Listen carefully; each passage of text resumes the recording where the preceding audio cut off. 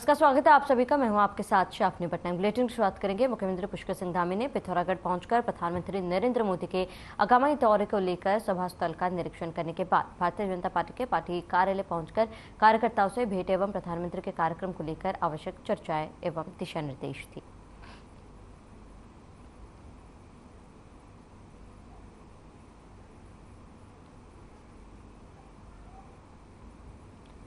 प्रधानमंत्री मोदी के पिथौरागढ़ दौरे की धामी सरकार ने पूरी तैयारी कर ली है। स्वयं धामी ने पिथौरागढ़ पहुंचकर तैयारियों का जायजा लिया। वहीं स्वयं पुष्कर सिंह धामी ने कहा है कि प्रधानमंत्री पिथौरागढ़ दौरे के दौरान आदि कैलाश, पार्वती कुंड, गुंजी और जागेश्वर धाम जाएंगे। इसके बाद प्रधानमंत्री पिथौरागढ़ में जनसभा को संबोधित करेंगे। वहीं प्रधानमंत्री के दौरे की सभी तैयारियां पूरी कर ली गई है। स्वयं धामी का कहना है कि प्रधानमंत्री का उत्तराखंड से विशेष लगाव है। राज्य की जनता भी पीएम के दौरे का बेसब्री से इंतजार कर रही है।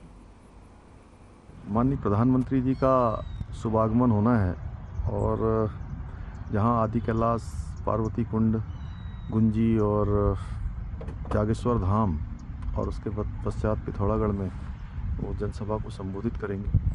हमारे पूरे उत्तराखंड के लिए ये बहुत ही हर्ष और खुशी का माहौल है। वो जब भी आते हैं तो उत्तराखंड के लोगों का जिस प्रकार उनके साथ जुड़ाव है, लगाव है और उनका भी इस देवभूमि से जो कर्म वर्म का रिश्ता है, उसके कारण से हमेशा सब लोग उनका इंतज़ार करते हैं कि वो उत्तराखंड आए। और जिस प्रकार से आज उनके प्रधानमंत्री बनने के बाद केदारखंड का, चाहे ऑल वेदर 4 धाम रोडें हो, केदारनाथ जी का पुनर्निर्माण हो, बद्रीनाथ जी का पुनर्निर्माण हो, हेमकुंड केदारनाथ के लिए रोपवे के शिलान्यास हो, ऋषिकेश कर्णप्रयाग रेल लाइन हो, हवाई अड्डे का विस्तार हो, ऋषिकेश एम्स का संचालन हो, अब उसी प्रकार से बाबा कैलाश की भूमि मानस खंड का भी विस्तार हो रहा है और उन्होंने अपनी प्राथमिकता में रखा है। राज्य सरकार भी उसमें काम कर रही है और इन स्थानों पर आने से निश्चित रूप से ये विश्व के पर्यटन के क्षेत्र में, कहीं स्पिरिचुअल टूरिज्म के क्षेत्र में विश्व मानचित्र पर छाएंगे। ये हमारे लिए बहुत बड़ा अवसर है। मैं आदरणीय प्रधानमंत्री जी का देवभूमि उत्तराखंड की 1.25 करोड़ जनता की ओर से स्वागत भी करता हूँ, अभिनंदन करता हूँ कि वो दीर्घायु हों और लंबे समय तक बाबा केदार की, बाबा जागेश्वर की कृपा उनके ऊपर बनी रहे, माँ पूर्णागिरी का आशीर्वाद उन पर बना रहे कि दीर्घ काल तक उनका नेतृत्व हमको प्राप्त। प्रदेश कांग्रेस ने ऐलान किया है कि आने वाले समय में उत्तराखंड में सरकार बनने पर वह बिहार सरकार की तर्ज पर उत्तराखंड में जातीय जनगणना कराएगी। प्रदेश अध्यक्ष करण माहरा का कहना है कि मोदी सरकार ने वर्ष 2011 के सामाजिक, आर्थिक और जाति जनगणना के आंकड़े जारी न करके और नई जाति जनगणना न करके देश के कई समुदाय और वांछित वर्गों को धोखा दिया है। वहीं बिहार सरकार द्वारा जातीय जनगणना के आंकड़े जारी किए जाने के बाद उत्तराखंड में भी इस मुद्दे पर सियासत शुरू हो गई है। उत्तराखंड में जातिगत जनगणना की बात कही जा रही है।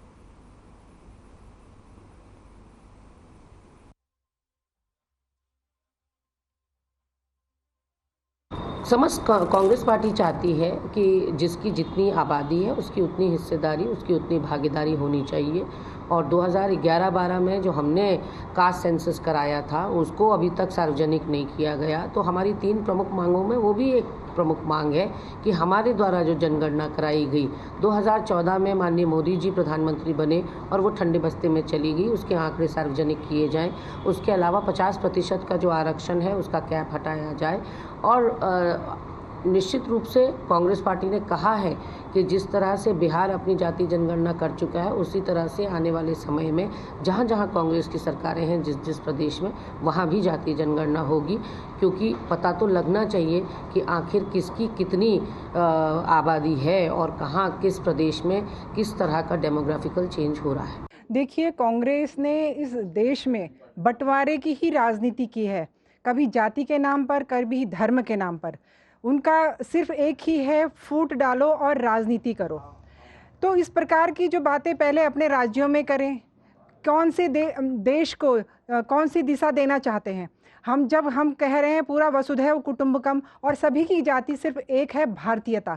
उसी भारतीयता पे, क्योंकि जो हमारी पुरातन जो संस्कृति है वो सिर्फ एको ब्रह्म द्वितीय नास्ति, तो हम तो उस विचारधारा पर चलते हैं और उसी।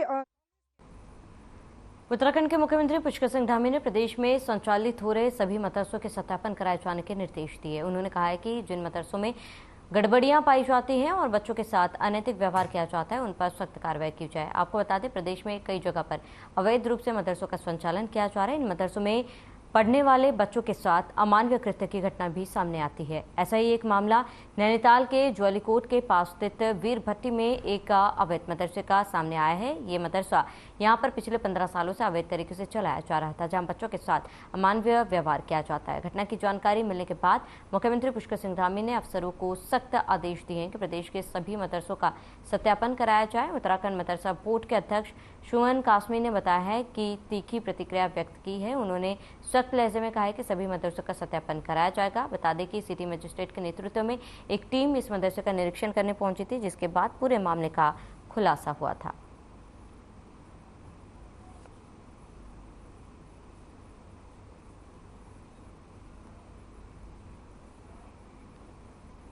वक्फ बोर्ड के अध्यक्ष शादाब शम्स ने एक बड़ा बयान दिया है। उन्होंने कहा है कि सभी मदरसों का सत्यापन होगा और वह सरकार से मांग करेंगे कि सभी मदरसों को वक्फ बोर्ड के अधीन लाया जाए। उन्होंने नैनीताल की घटना को निंदनीय बताते हुए कहा है कि मुख्यमंत्री को एक पत्र लिख रहे हैं, जिस पत्र में यह लिखा जाएगा कि जो भी संपत्ति चंदे से अर्जित की हुई है, यह चंदे से जिन बच्चों को पढ़ाया जा रहा है, उसे संपत्ति को वक्फ बोर्ड के अंदर लगाया जाएगा।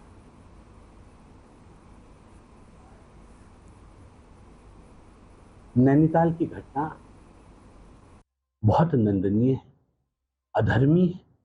किसी कीमत पर भी इस तरह के इंस्टीट्यूशन देवभूमि उत्तराखंड में बर्दाश्त नहीं किए जाए और इसलिए इस घटना को देखकर, इसके हालात को देखकर हम लोग भी आहत हैं और इसलिए माननीय मुख्यमंत्री पुष्कर सिंह धामी जी से एक बड़ा निवेदन हम लोग कर रहे हैं। आज मैं उनको पत्र भेज रहा हूं, जिसमें स्पष्ट हम लोगों का कहना है कि शरीयत के एतबार से अल्लाह के नाम पर लिए गए पैसे, चंदे से अर्जित संपत्ति शरन वक्फ होगी। ये मेरी उलमाए हक से बात हुई है और मैंने इसकी तस्दीक करने के बाद ये स्टेटमेंट मैं दे रहा हूं। खबरों में आगे बढ़ते, बीजेपी सरकार की शराब नीति को लेकर महानगर महिला कांग्रेस खुलकर सामने आ चुकी है। महानगर महिला के अध्यक्ष उर्मिला थापा ने बीजेपी सरकार का पुतला दहन करते हुए बताया कि शराब नीति के तहत घर में ही बार खोलने का लाइसेंस दिया जा रहा है। भाजपा सरकार ने जहां प्रदेश में महिला अपराधों में वृद्धि देखने को मिलेगी, उन्होंने कहा है कि कांग्रेस पार्टी भाजपा की इस नीति को कतई बर्दाश्त नहीं करेगी।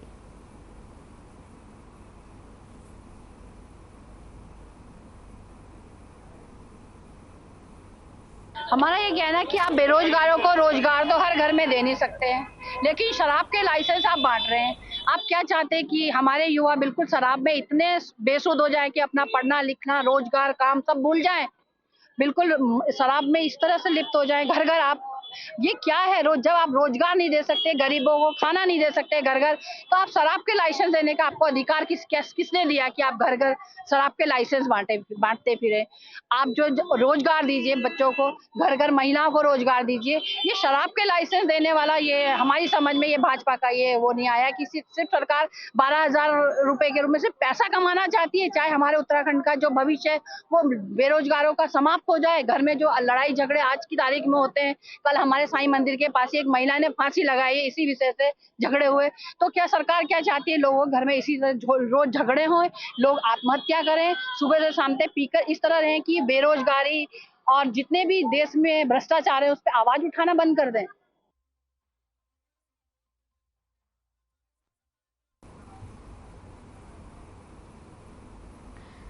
काशीपुर में कांग्रेस कार्यकर्ताओं ने उत्तराखंड कांग्रेस कमेटी के प्रदेश अध्यक्ष करण महारा का जोरदार स्वागत किया है। शहर की सड़कों पर बाइक रैली निकालकर कार्यक्रम स्थल पहुंचे और कुमाऊं मंडल के कांग्रेस विधायक और कांग्रेस कार्यकर्ताओं का सम्मेलन हुआ।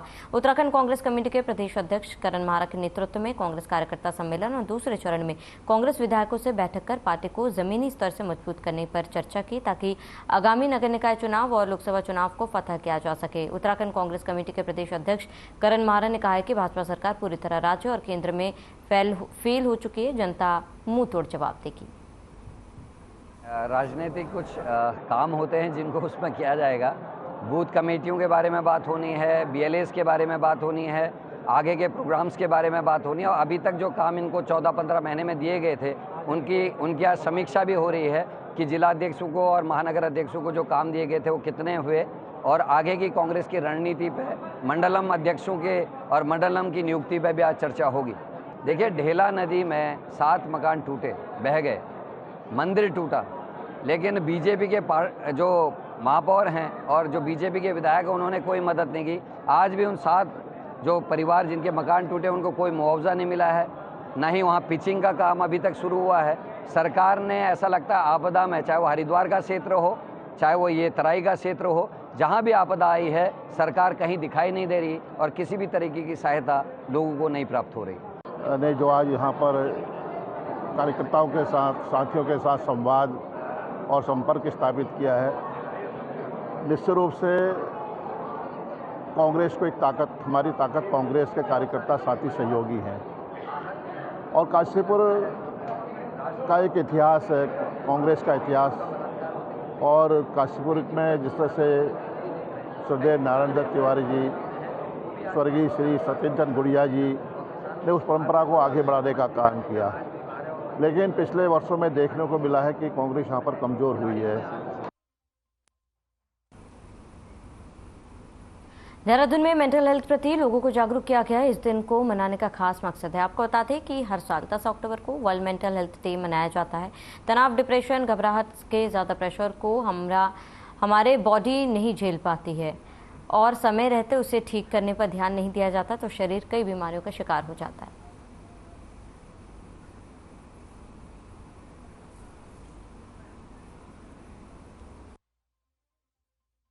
देखिए, किसी भी प्रकार का स्वास्थ्य जो है वो एक आदमी का हक भी है।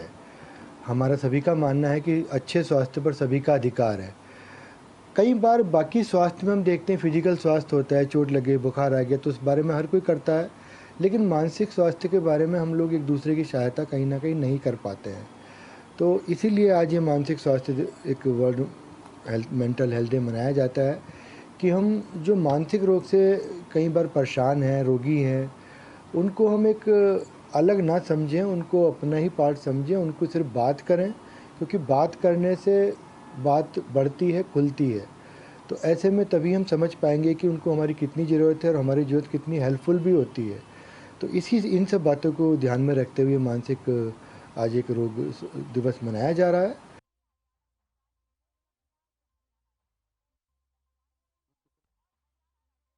बीजेपी कार्यकर्ताओं ने पूर्व अध्यक्ष और पूर्व केंद्रीय मंत्री स्वर्गीय बच्चू सिंह रावत की जयंती पर उनको श्रद्धांजलि अर्पित की है। वहीं बीजेपी नेताओं ने विशाल गुप्ता के नेतृत्व में दून अस्पताल पहुंचकर भोजन वितरित किया। इस मौके पर बीजेपी नेता विशाल गुप्ता ने कहा है कि पूर्व स्वर्गीय अध्यक्ष बच्चू सिंह की जयंती है और उनका उद्देश्य यह है कि जिस तरीके से बच्चू सिंह ने राज्य को आगे बढ़ाने के लिए कार्य किया उसमें हमें प्रेरणा मिलती है।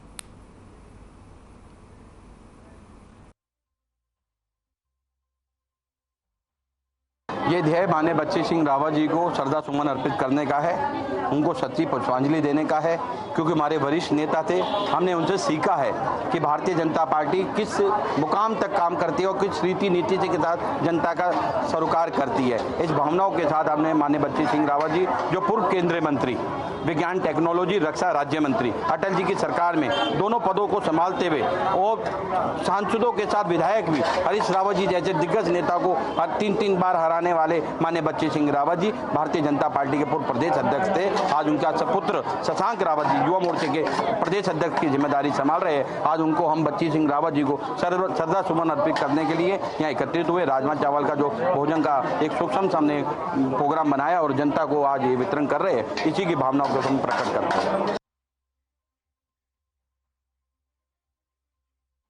श्री सिंह रावत की जयंती के मौके पर आपको बताते बीजेपी कार्यकर्ताओं ने श्रद्धांजलि अर्पित की है और दून अस्पताल में भोजन वितरित भी किए गए और उन्हें श्रद्धांजलि अर्पित की गई। स्वर्गीय बच्चू सिंह रावत की आज जयंती, उन्हें श्रद्धांजलि अर्पित की गई। देहरादून से इस वक्त की बड़ी खबर, बड़ी जानकारी। एयरपोर्ट के लाइसेंस पर लटक सकती है तलवार। जॉली ग्रांट एयरपोर्ट पर कभी भी हो सकता है हादसा। एयरपोर्ट के आसपास भवन निर्माण रोकने के लिए पत्र लिखा गया। आसपास मानकों के विरुद्ध प्रशासन को पत्र लिखा। एयरपोर्ट प्रशासन ने जिलाधिकारी को पत्र भेजा। निर्माण एयरपोर्ट के लिए परेशानी का सबब बन रहा है। प्रशासन ने कार्रवाई के लिए आवास सचिव को पत्र लिखा। 20 किलोमीटर तक क्षेत्र की रेड, ऑरेंज, येलो जोन में बांटा गया। बिना एयरपोर्ट के एनओसी के धड़ल्ले से निर्माण किए जा रहे हैं। बड़ी जानकारी आपको बता रहे हैं इस वक्त की। 20 किलोमीटर तक क्षेत्र को रेड ऑरेंज जोन में घोषित किया जा रहा है और देहरादून से इस वक्त की बड़ी खबर बिना एयरपोर्ट के एनओसी के धड़ल्ले से निर्माण किया जा रहा है। निर्माण एयरपोर्ट के लिए परेशानी का सबब बन गया है। प्रशासन ने कार्रवाई के लिए आवास सचिव को पत्र लिखा। 20 किलोमीटर तक क्षेत्र को रेड, येलो, ऑरेंज जोन में तब्दील करने की बात कही।